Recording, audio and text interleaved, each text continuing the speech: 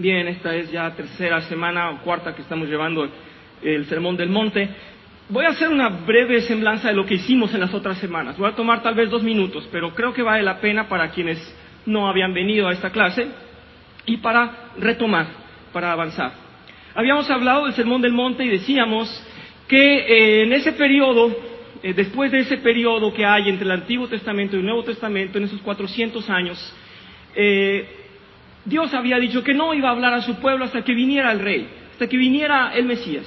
Y cuando viene anunciado por Juan, comentábamos, les decía yo, que no era que Juan era un extravagante ocurrente, por mucho que él fuera particular en su persona, sino que él era un profeta.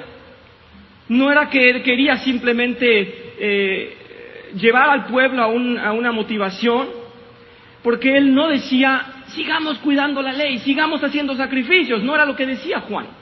Siendo un profeta, decía, arrepiéntanse.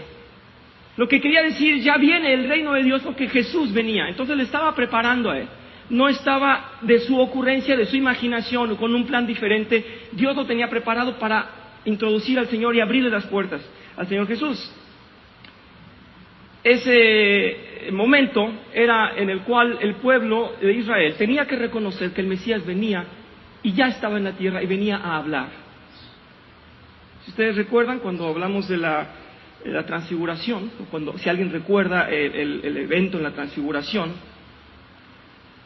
se aparecen Moisés y Elías. Y entonces Moisés representa toda la ley en la que estaba estructurada el pueblo de Israel. Y Elías representa a todos los profetas. Ambos son la voz de Dios, la ley y los profetas. Pero el Señor, en la transfiguración del Señor Jesús, nuestro Padre dijo, Él es mi Hijo, a Él escúchenlo. Ya no escuchen ni la ley ni los profetas, ellos están cediendo la voz al Hijo. Y es hermoso cómo nos entrega al Hijo hablando directamente a nosotros. Entonces decíamos que en este Sermón del Monte, sobre todo varios judíos estaban siguiéndolo porque sabían que había poder en él, que había poder en sus palabras. Si ustedes revisan al final en buenos días Marcos, me confundí. Mateo 7, al final del sermón, Mateo 7 dice, y el mundo, el pueblo, y los que le escuchaban se quedaron impactados porque él tenía un poder mayor que el de los escribas al hablar. Entonces, era el Mesías el que estaba hablando. Los judíos sentían que había poder en él. No estaban totalmente convencidos de quién era, pero sabían que decía palabras rectas y justas.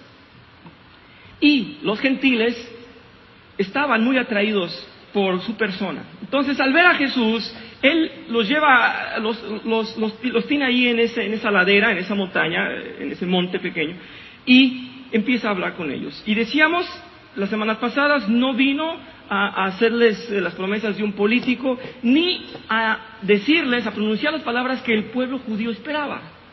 El pueblo esperaba por razones políticas y religiosas que el Mesías viniera a hacerse respetar y a establecer el reino de Dios en la tierra, visible ante ellos. Entonces Jesús les cambia totalmente y les comienza no a hablar por estatutos, ni a hablar por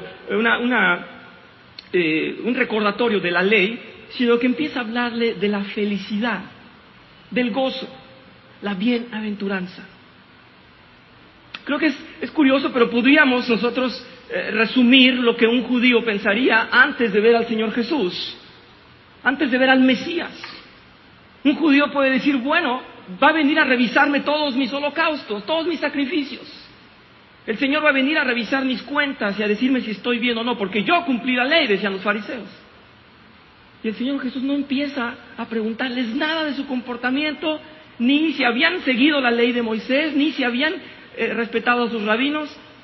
Él comienza a decirles la esencia del carácter de los habitantes del reino de Dios.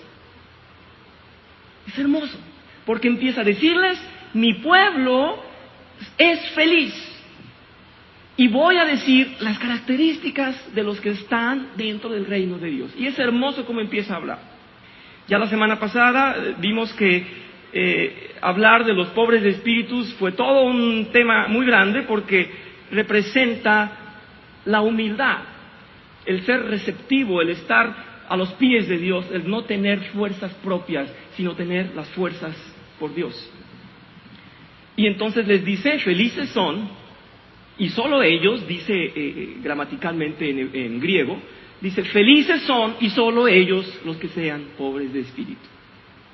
Y el segundo versículo lo tienen ustedes, si lo quieren leer, en Mateo 5, esto fue Mateo 5:3, pero ahora dice en el Mateo 5:4, dichosos los que lloran porque serán consolados. Está diciendo, dichosos los que lloran. Voy a leer siempre lo que el texto, lo que les he escrito en el texto. Recuerden que mi más grande propósito es que el texto sirva en un futuro a ustedes a transmitir el mensaje, y por eso lo ordeno de esta manera. El mundo considera esta afirmación como ridícula. Si hay una cosa que el mundo trata de evitar, es el dolor. Todo él está organizado basado en la idea de que hay que evitar el dolor. La filosofía del mundo es, olvídense de los problemas, vuélvanles la espalda, hagan lo posible por evitarlos. Y enseguida dice, el mundo aprecia a quienes aparentemente no sufren. Los ricos y poderosos, los influyentes, los famosos, los exitosos en los negocios, etc. Ellos muestran siempre su cara de felicidad y nunca su realidad. Bueno, todos conocemos, ¿verdad?, que la mejor cara de estas personas supuestamente exitosas es envidiable. Y es envidiable por un reflejo de la carne. A quien no le gusta el bienestar, la buena ropa, el buen comer, los viajes, y también es atractiva la ostentación. ¿Qué palabra iba a salir? Soy capaz de decir ostenticitud si no encuentro. La verdad es que los placeres del mundo son placeres para la carne y son delicia a la carne. Pero la realidad de todas estas personas, por mucho éxito que tengan, es que el éxito en su físico, el éxito aparente, el éxito material, no representa y no refleja una paz y un éxito espiritual. Tenemos que comprender eso, y los cristianos lo comprendemos en realidad. Solo el mundo se ve engañado por la imagen exterior. Entonces desea verse como tal, pero no investiga o no analiza qué hay en el fondo del corazón de ellos. Es un tema ya muy conocido, ya hemos hablado de las apariencias y la realidad del corazón. Voy a seguir adelante, simplemente quería decir que para el mundo escuchar dichosos los que lloran no da mucho aliento, no da mucho ánimo en el contexto humano. Dice aquí, el concepto de bienestar del mundo es puramente material y momentáneo, no así el concepto de bienestar que Dios nos enseña. Espiritual, ¿verdad? Este se fundamenta en cosas más sublimes que la materia, lo eterno y real. Jesús estaba afirmando que el cristiano sufre, que llora y busca consuelo. Los hijos de Dios sufrimos porque podemos apreciar con vista justa la desviación del mundo, mientras el mundo continúa ciego en las tinieblas de su degeneración. Creo que está bastante claro. A nosotros se nos han abierto los ojos, ¿verdad? Decíamos, Señor, estaba yo ciego y tú me has abierto los ojos.